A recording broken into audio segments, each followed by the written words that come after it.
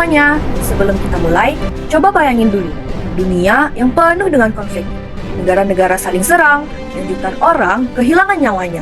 Bukan karena adu komentar di medsos, tapi karena perang beneran, dan ini bukan main-main. Yap, kita lagi ngomongin Perang Dunia Kedua, alias salah satu event tergila yang pernah terjadi di muka bumi ini. Perang ini gak cuma soal negara A melawan negara B, tapi lebih dari itu.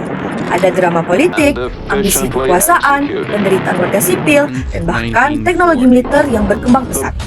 Dan yang bikin makin gila, perang ini berlangsung selama 6 tahun dan melibatkan hampir seluruh dunia.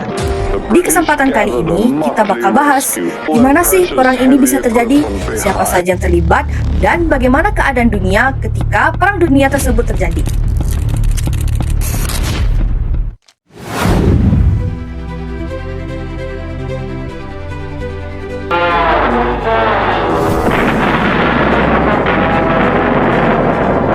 September 1st, 1939, the weather perfect for mechanized warfare, Hitler unleashed his blitzkrieg. Perang Dunia Kedua dimulai tahun 1939 dan penyebabnya berasal dari banyak hal yang saling berkaitan. Pertama, Perjanjian Versailles yang sangat memberatkan Jerman setelah Perang Dunia Pertama. Mereka kehilangan wilayah, dipaksa membayar ganti rugi besar, dan merasa dipermalukan. Akibatnya timbul rasa marah, dendam, dan keinginan untuk membalas. Kedua, munculnya pemimpin diktator seperti Hitler di Jerman dan Mussolini di Italia. Mereka berjanji mengembalikan kejayaan negara tapi dengan cara kekerasan dan memperluas wilayah lewat perang. Ketiga, terjadi agresi militer dari negara-negara tersebut. Jerman menyerbu Austria dan Cekoslowakia, Jepang menyerang Tiongkok, dan Italia menginvasi Ethiopia. Tujuannya memperluas kekuasaan. Keempat, Liga Bangsa-Bangsa yang seharusnya menjaga perdamaian gagal menjalankan fungsinya. Organisasi ini lemah dan tidak mampu menghentikan agresi negara besar. Kelima, adanya kebijakan appeasement dari Inggris dan Prancis. Mereka membiarkan Jerman mengambil wilayah demi menghindari perang, tapi justru membuat Jerman makin berani. Keenam, krisis ekonomi dunia akibat depresi besar tahun 1929. Kondisi ini membuat rakyat frustasi dan akhirnya mendukung pemimpin yang ekstrem dan militeristik. Dan akhirnya pemicu langsungnya terjadi saat Jerman menyerang Polandia pada 1 September 1939. 2 hari kemudian, Inggris dan Prancis menyatakan perang, dan kemudian Perang Dunia Kedua pun dimulai.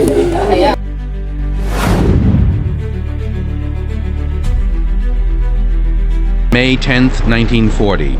Hitler's Wehrmacht invades France and the neutral nations of Belgium and Holland. Selain penyebab umum, Perang Dunia Kedua juga dipicu oleh beberapa penyebab khusus yang lebih mendetail dan langsung. Yang pertama, ambisi pribadi Adolf Hitler. Ia ingin menyatukan semua orang Jerman dalam satu negara besar yang disebut Lebensraum atau ruang hidup. Untuk mewujudkannya, Jerman harus memperluas wilayah ke timur termasuk Polandia dan Uni Soviet. Yang kedua, pengabaian terhadap perjanjian internasional.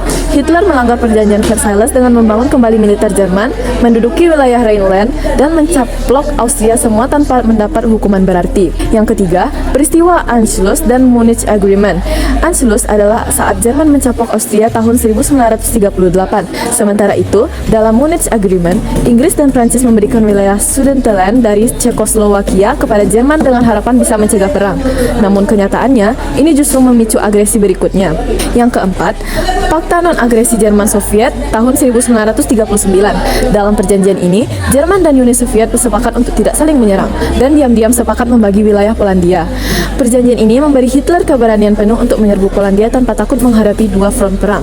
Dan penyebab khusus terakhir adalah ketika Jerman menyerbu Polandia pada 1 September 1939. Inilah titik balik utama karena 2 hari kemudian Inggris dan Prancis menyatakan perang kepada Jerman. Perang Dunia Kedua pun resmi dimulai.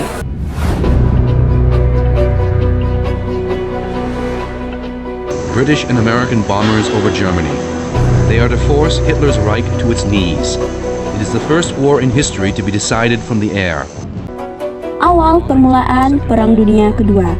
Peristiwa yang secara langsung memicu Perang Dunia II di Eropa adalah invasi Jerman ke Polandia pada tanggal 1 September 1939 di bawah kepemimpinan Adolf Hitler.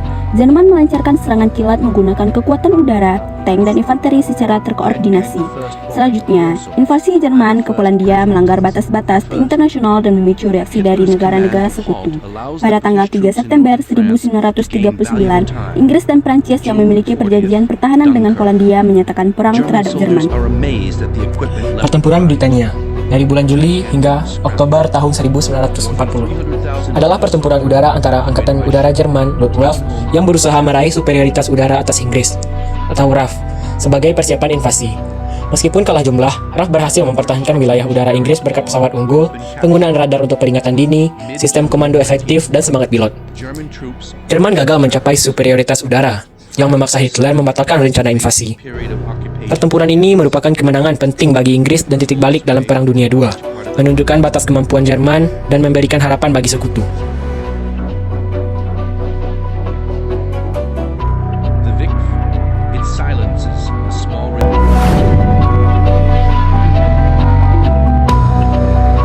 Resistance in the military ranks.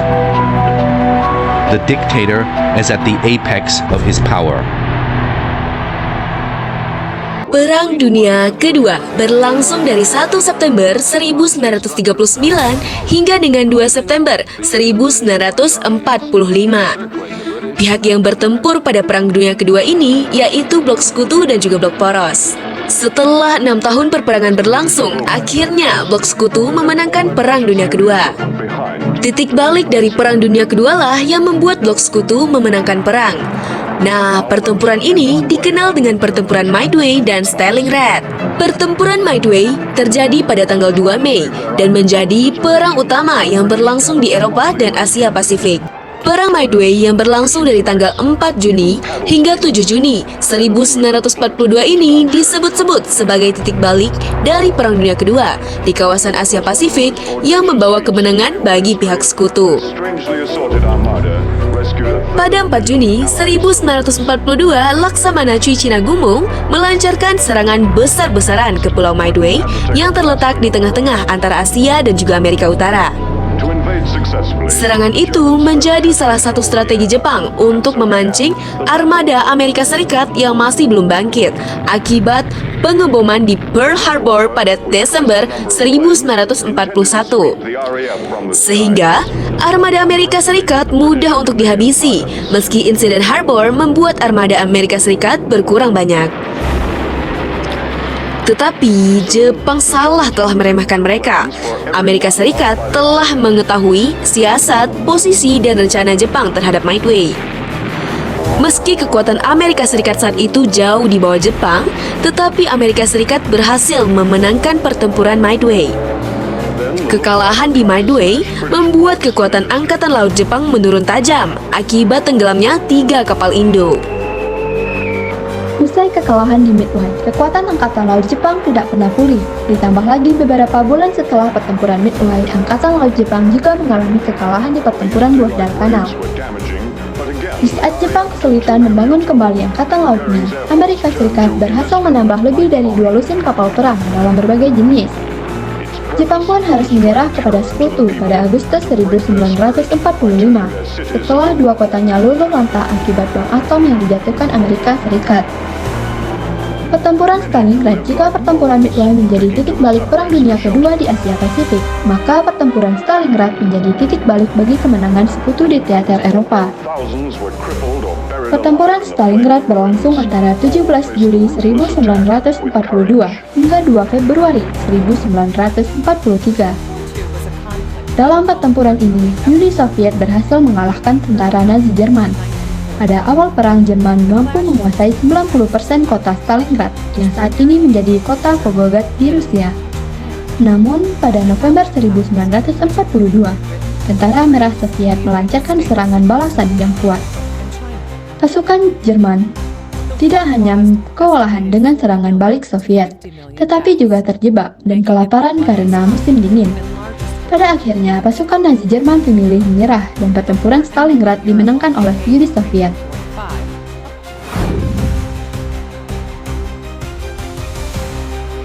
About a week after Nazi German dictator Adolf Hitler committed suicide and ended in the Pacific in September 1945 after the United States atomic bombing of Hiroshima and Nagasaki pushed Japan out of the war.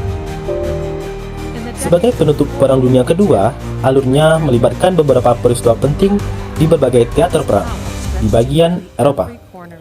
Yang pertama, mundur dan menyerahnya Jerman. Setelah kekalahan di berbagai front, dan masuknya sekutu ke wilayah Jerman, pasukan Jerman terus mundur. Adolf Hitler bunuh diri pada 30 April 1945 di Berlin yang terkepung. Yang kedua, penyerahan tanpa syarat.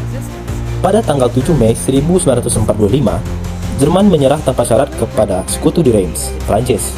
Penyerahan ini berlaku efektif pada 8 Mei 1945, yang kemudian dikenal sebagai Hari Kemenangan di Eropa, yaitu VE-Day. Meskipun demikian, Uni Soviet bersikeras diadakannya upacara penyerahan terpisah di Berlin pada 9 Mei 1945. Yang ketiga, pendudukan Jerman. Setelah menyerah, Jerman dibagi menjadi 4 zona pendudukan oleh sekutu. Selanjutnya, yaitu pada bagian Asia dan Pasifik. Yang pertama, tersiran Jepang. Setelah kehilangan banyak wilayah di Pasifik dan Filipina, Jepang terus bertempur dengan sengit. Yang kedua, pengeboman atom Hiroshima dan Nagasaki. Pada tanggal 6 Agustus 1945, Amerika Serikat menjatuhkan bom atom di Hiroshima, dan pada tanggal 9 Agustus 1945, bom atom kedua dijatuhkan di Nagasaki. Yang ketiga, intervensi Soviet di Manchuria. Pada 9 Agustus 1945, Uni Soviet melancarkan serangan ke Manchuria yang diduduki Jepang. Yang keempat, penyerahan Jepang. Setelah serangkaian kekalahan dan dampak dahsyatnya bom atom, Jepang akhirnya mengumumkan niatnya untuk menyerah pada 15 Agustus 1945. Yang kelima, penandatanganan dokumen penyerahan. Dokumen penyerahan resmi ditandatangani di atas kapal USS Missouri di Teluk Tokyo pada tanggal 2 September 1945, menandai Hari Kemenangan atas Jepang, yaitu VG-Day, dan secara resmi mengakhiri Perang Dunia Kedua. Secara keseluruhan, alur akhir Perang Dunia Kedua ditandai dengan keruntuhan kekuatan poros akibat tekanan militer sekutu di berbagai front, yang berpuncak pada penyerahan tanpa syarat Jerman dan Jepang. Penggunaan senjata atom oleh Amerika Serikat mempercepat penyerahan Jepang, tetapi juga meninggalkan warisan kompleks tentang implikasi perang nuklir. Sebagai penutup, mari kita merenung sejenak bahwa Perang Dunia II bukan hanya tentang angka, strategi militer, atau kekuatan politik. Ini adalah kisah nyata tentang jutaan nyawa yang hilang, keluarga yang terpisah, dan dunia yang porak-poranda karena ambisi dan kebencian. Namun, di balik kehancuran itu, kita juga melihat kebangkitan semangat manusia tentang keberanian, pengorbanan, dan keinginan kuat untuk membangun kembali peradaban yang lebih baik. Perang ini telah mengajarkan kita bahwa perdamaian adalah sesuatu yang harus terus dijaga dan diperjuangkan. Karena itu, memahami sejarah bukan hanya soal mengingat masa lalu, tetapi tentang mencegah kesalahan yang sama terjadi di masa depan. Semoga materi yang kami sampaikan hari ini dapat memperluas wawasan kita dan bermanfaat untuk teman-teman semuanya.